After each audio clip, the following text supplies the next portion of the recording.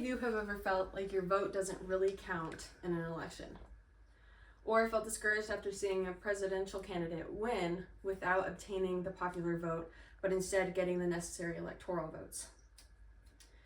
Through doing some research, I found that our system needs to change for many reasons, but one of the main ones is that it is an inaccurate representation of the American people. And why would we use a system that doesn't support us? Why would we use a system that misrepresents us? So today I will be advocating for the abolishment of the Electoral College because it is outdated, inaccurate, and a misrepresentation of the people. And people want this change. So, how is it outdated? In October of 2019, Brookings let out an article saying that how the Founding Fathers decided to create the Electoral College was because education was scarce and getting information was also more difficult. So they decided to entrust a group of our state representatives, well-educated men, to basically make our decisions for us. They also weren't really worried about the popular vote at the time, so it made a little bit more sense. So it made a little bit of sense at the time, but now we have something called the internet where we can do our own research. We can look at different candidates and we can see which ones are more similar to our own values. Now, how is it outdated? Well, how is it inaccurate? In a piece published by the Bipartisan Policy Center in August of 2024, it showed that our votes aren't really actually taken into account when you look at the individual votes. When a majority of a state votes for one candidate, all of the electoral votes will go to that candidate instead of being split up. Where some states like Nebraska and Maine are the only ones that do split up a little bit, so it's a little bit more accurate than the rest of us. But as an example, let's take a state like Ohio.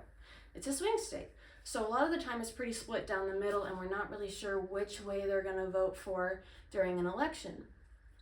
And hypothetically, let's say that an entirety of 49% of the population of Ohio votes for candidate A, and the other 51% votes for candidate B. Now, because 51% got the majority for candidate B, all of those electoral votes are going to candidate B, disregarding 49% of the rest of the population of that state who voted. So, to me, that's pretty clearly inaccurate.